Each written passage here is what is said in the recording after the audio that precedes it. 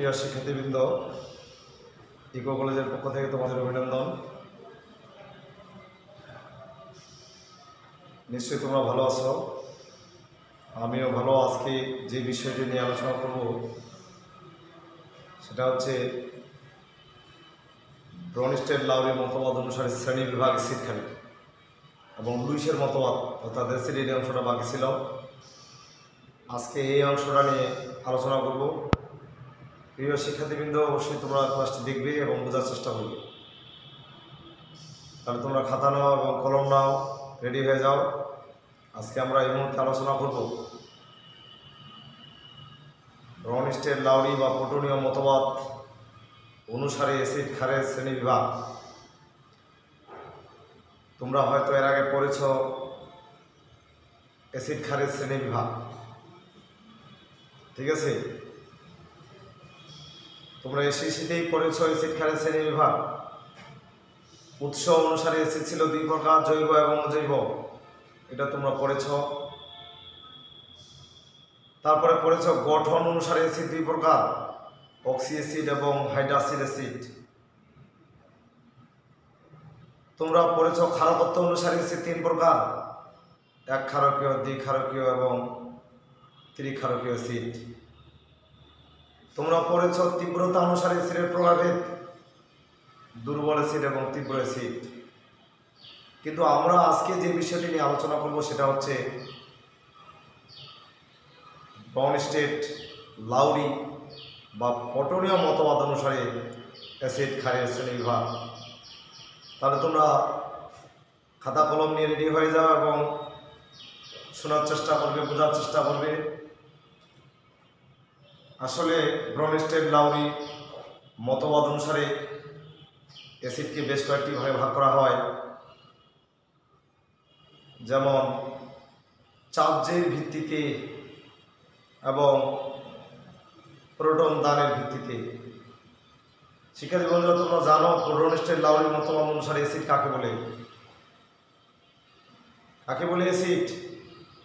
যে সকল পদার্থ অন্য পদার্থকে প্রোটন দান করে তাকেই অ্যাসিড বলা হয়। যে সকল পদার্থ অন্য পদার্থ থেকে প্রোটন গ্রহণ করে তাকে ক্ষার বলে। শিক্ষার্থী বন্ধুরা, প্রোটন দাতা মাত্রই অ্যাসিড, প্রোটন গ্রহিতা মাত্রই ক্ষার, ঠিক আছে? এই প্রোটন দান এবং গ্রহণের ভিত্তিতে অ্যাসিডকে দুই ভাগে ভাগ করা হয়। কি কি? চার্জের ভিত্তিতে এবং প্রোটন দানের ভিত্তিতে। শিক্ষার্থী বন্ধুরা, তোমরা খাতা লেখে নাও চার্জের ভিত্তিতে।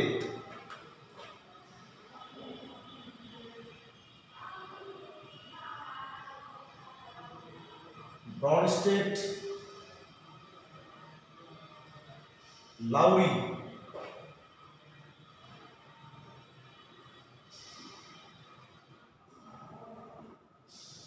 ব্রনিস্টেড লাউরি মতবাদ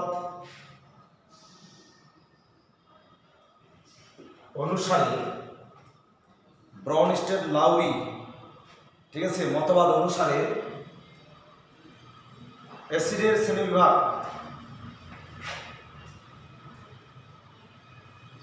অ্যাসিডের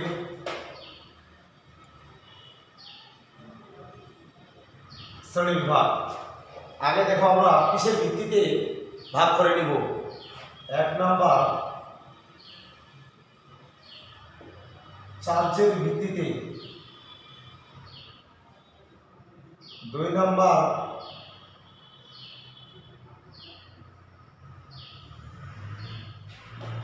প্রোটন দানের ভিত্তিতে। শিক্ষার্থী বন্ধুরা, এটা তোমার জানতে হবে। ব্রনিস্টেড লাউরি মতবাদ অনুসারে অ্যাসিডের শ্রেণীবিভাগ চার্জের ভিত্তিতে, প্রোটন দানের ভিত্তিতে। শিক্ষার্থী বন্ধুরা, চার্জের ভিত্তিতে অ্যাসিডকে তিন ভাগে ভাগ করা হয়। এখানে লেখো স্টার চিহ্ন দিয়ে।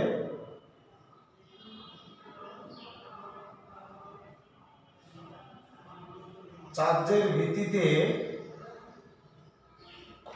অ্যাসিড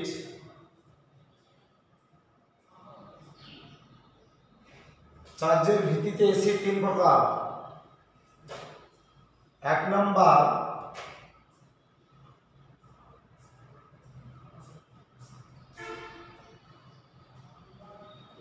ক্যাটায়নিক শ্রেণীর অ্যাসিড,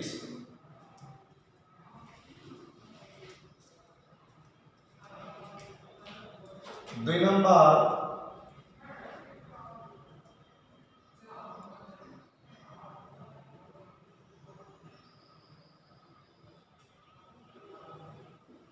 অ্যানায়নিক শ্রেণীর অ্যাসিড,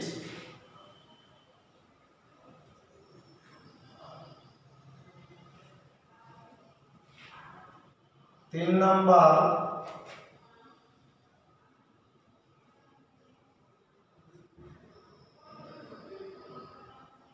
নিরপেক্ষ অ্যাসিড। তোমরা জানো, লিখে নাও, চার্জের ভিত্তিতে অ্যাসিড তিন প্রকার। ক্যাটায়নিক শ্রেণীর অ্যাসিড, অ্যানায়নিক শ্রেণীর অ্যাসিড, নিরপেক্ষ অ্যাসিড। এরা সবাই প্রোটন দান করতে পারে। প্রোটন দান করতে পারে এই ধরনের অ্যাসিড ধনাত্মক চার্জযুক্ত আছে। প্রোটন দান করতে পারে এ ধরনের অ্যাসিড ঋণাত্মক চার্জযুক্ত আছে। প্রোটন দান করতে পারে এই ধরনের অ্যাসিড নিরপেক্ষ আছে, যেটা তোমরা এসএসসিতে পরে আসছে যে অ্যাসিডগুলো, এগুলো ছিল নিরপেক্ষ অ্যাসিড। একটু খেয়াল করে তো তোমরা যে অ্যাসিডগুলো জানো, সেটা হচ্ছে hydrochloric acid, sulphuric acid, nitric acid, nitric acid, carbonic acid, হ্যাঁ, phosphoric acid, phosphorous acid, chlorate, chloric, hypochlorous acid, permanganic acid, manganic acid, এই ধরনের অ্যাসিডগুলো তোমরা জানো, এটা সব নিরপেক্ষ অ্যাসিড। কিন্তু আজকে যে জানবো আমরা, এই নিরপেক্ষ অ্যাসিড ছাড়াও ক্যাটায়নিক শ্রেণী আছে যারা প্রোটন দান করতে পারে, অ্যানায়নিক শ্রেণী আছে যারা প্রোটন দান করতে পারে। আমরা বর্ণনিষ্ঠের লাউরি মতবাদ অনুসারে জানি যে সকল পদার্থ অন্য পদার্থকে প্রোটন দান করে থাকে অ্যাসিড বলা হয়। তো ঠিক আছে, এখন দেখে নিই ক্যাটায়নিক শ্রেণী অ্যাসিড কোনগুলো। যেমন দেখো, NH4+ ammonium ion, PH4+ hydronium ion. তোমরা দেখো এই তিনটা অ্যাসিড এরা প্রোটন দান করতে পারে, অথচ ধনাত্মক চার্জ। প্রোটন দান করতে পারবে না, প্রোটন দান করার ক্ষমতা আছে বলেই এরা ক্যাটায়নিক শ্রেণীর অ্যাসিড। বিক্রিয়ার মাধ্যমে সেটা প্রমাণ করা যাবে, গত ক্লাসে করানো হয়েছে। অ্যানায়নিক শ্রেণীর অ্যাসিড যারা নিজেই ঋণাত্মক চার্জযুক্ত, তারপরে প্রোটন দান করতে পারে এই ধরনের, যেমন দেখো বাইকার্বনেট,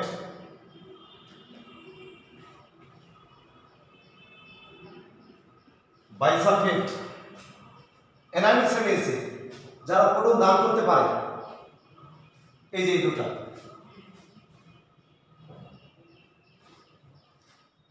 অ্যানায়নিক শ্রেণীর অ্যাসিড এরা বিক্রিয়ার মাধ্যমে প্রমাণ করা যাবে এরা প্রোটন দান করতে পারবে, অথচ অ্যানায়ন। আরেকটা শিক্ষার্থী বন্ধুরা, নিরপেক্ষ অ্যাসিড, যেটা তোমরা আগে থেকে জানো, যেমন HCl, পানি, H2SO4, H3, PO3, HNO3। সেক্ষেত্রে বন্ধুরা এগুলো প্রত্যেকটা নিরপেক্ষ অ্যাসিড। এটা শুধু গেল চার্জের ভিত্তিতে অ্যাসিড তিন প্রকার। ঠিক আছে, এবার শিক্ষার্থী বন্ধুরা আমি এটা মুছে দিলাম।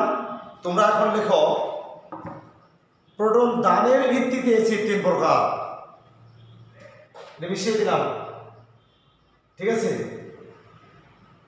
দেখো ক্যাটায়নিক শ্রেণীর অ্যাসিড ধনাত্মক চার্জ, অ্যানায়নিক শ্রেণীর অ্যাসিড ঋণাত্মক চার্জ, নিরপেক্ষ অ্যাসিড সবাই প্রোটন দান করতে পারে অন্য পদার্থকে, জলীয় বা অজলীয় দ্রবণে যে কোনো উপায় প্রোটন দান করতে পারে বলেই এরা অ্যাসিড।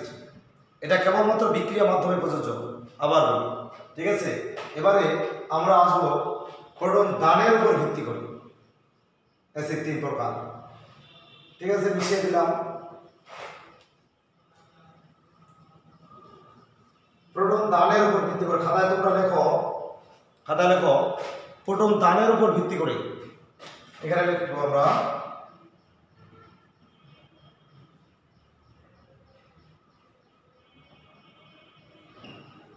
প্রোটন দানের উপর ভিত্তি করে লিখে নাও, প্রোটন দানের ভিত্তিতে অ্যাসিড 3 প্রকার। 1 নম্বর আসি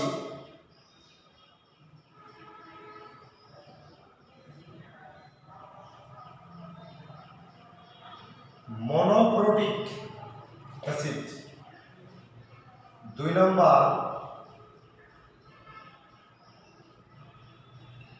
ডাইপ্রোটিক অ্যাসিড, 3 নম্বর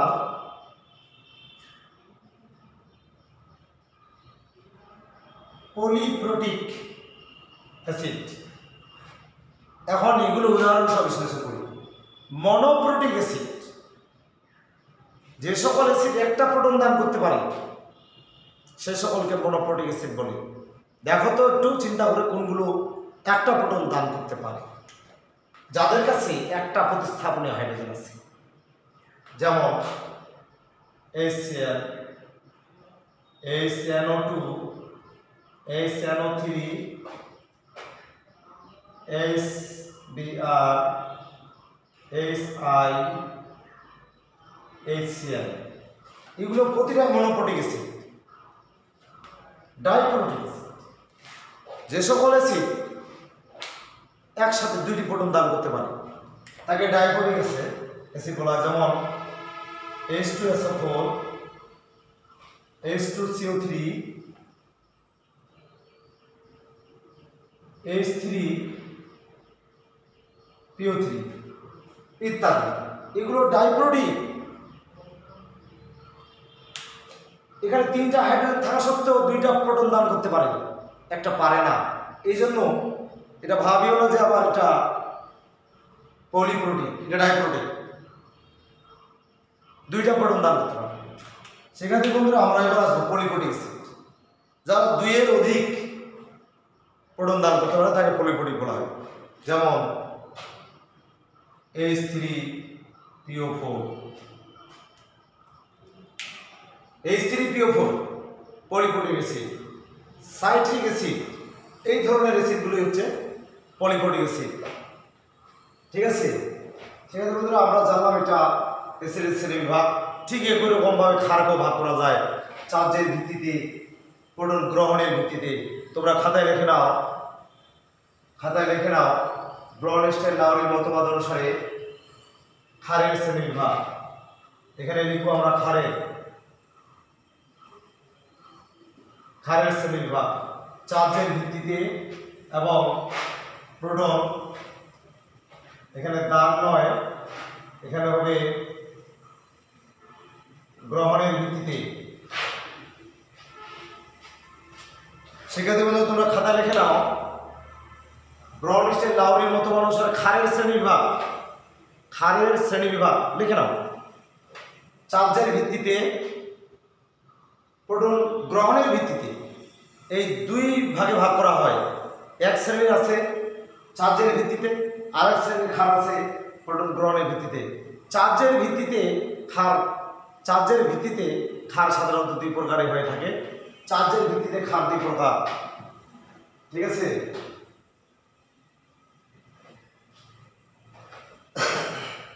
চার্জের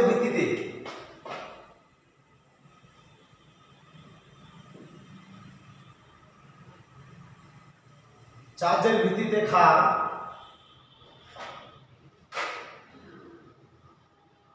2 প্রকার। 1 নম্বর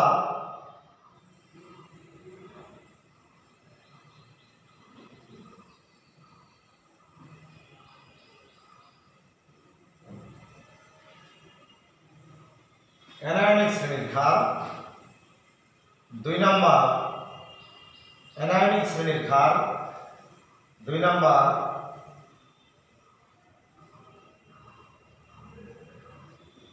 নিরপেক্ষ ক্ষার। শিক্ষার্থী বন্ধুরা দেখো অ্যানায়নিক শ্রেণীর ক্ষার কোনগুলো? যারা প্রোটন গ্রহণ করতে পারে, অ্যানায়নিক শ্রেণী প্রোটন গ্রহণ করতে পারে, যেমন অ্যানায়নিক শ্রেণী বাইকার্বনেট অ্যানায়নিক শ্রেণী HCO3, এটা অ্যানায়নিক ঠিক কিন্তু প্রোটন গ্রহণ করতে পারে। আরও আছে HSO4, এটাও অ্যানায়নিক শ্রেণীতে প্রোটন গ্রহণ করতে পারে। অনেক আছে আরো, যেমন দেখো ক্লোরিন মাইনাস, সায়ানাইড মাইনাস, এগুলো প্রতিটাই অ্যানায়নিক শ্রেণী হলে এটা প্রোটন গ্রহণ করতে পারে। তোমরা জানো যে যে সকল পদার্থ প্রোটন গ্রহণ করতে পারে তাকে ক্ষার বলে।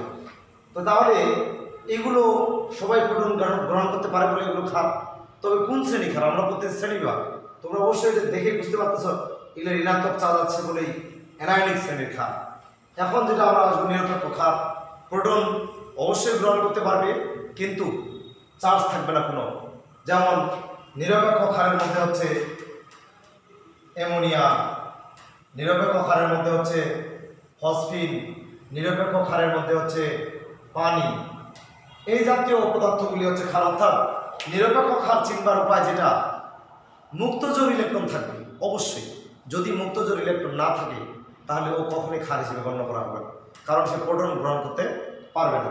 এই ছিল অ্যাসিড এবং ক্ষারের শ্রেণী বিভাগ। শিক্ষার্থী বন্ধুরা, আজকে এই মুহূর্তে যেটা আলোচনা করবো সেটা হচ্ছে যে লুইসের মতবাদ একটু বাকি ছিল। লুইস, তোমরা খাতায় লিখে নাও যে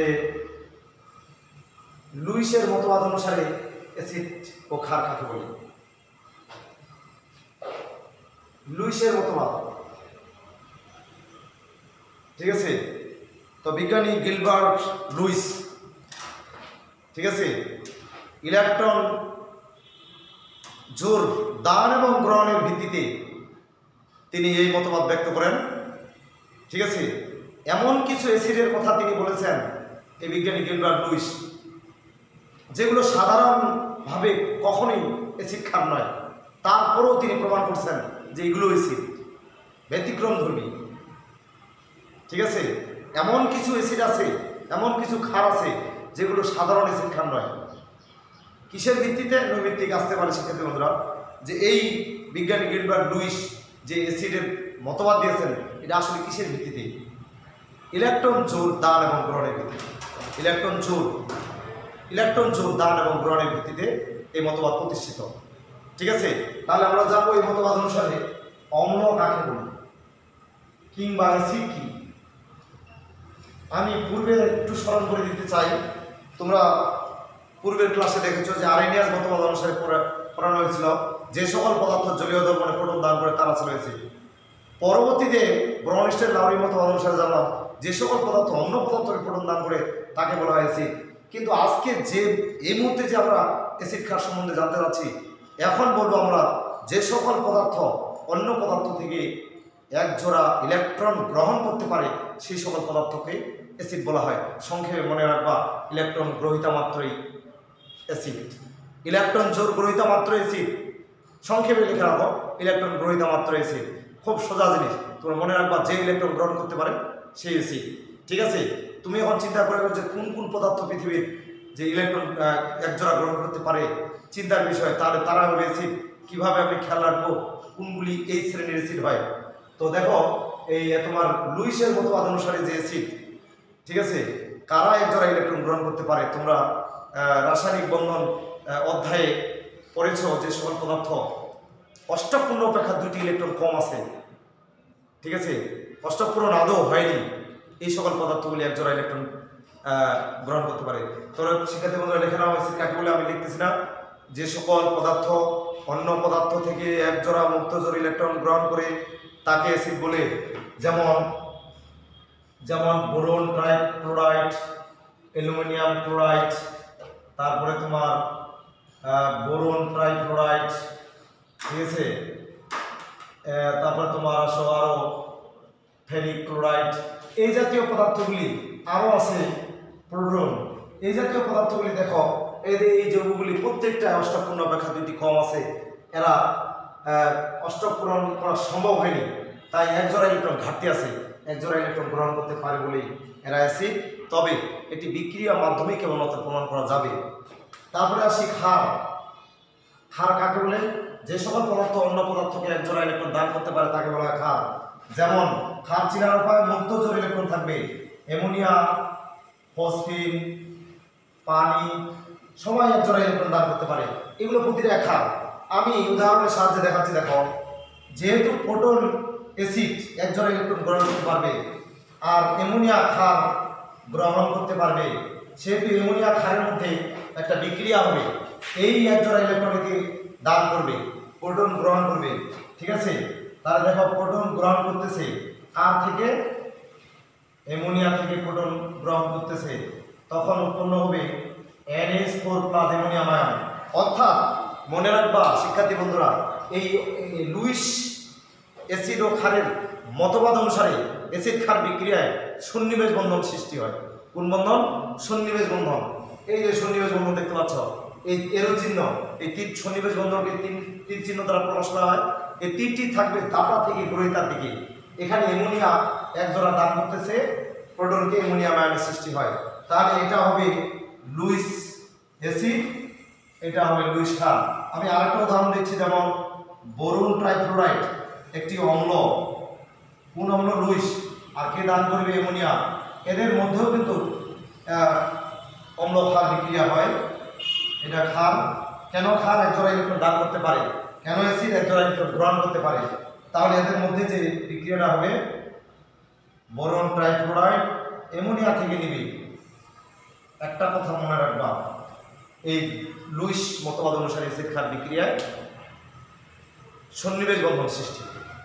ঠিক আছে, আমরা সামনের ক্লাসে এর পরবর্তী যে অংশটি পড়ব সেটা হচ্ছে পানির ডিও, সিওডি, বিওডি, পানির ঘনতা, এক কথায় এই অ্যাসিডের শেষের দিকের যে অংশটা আছে সেই।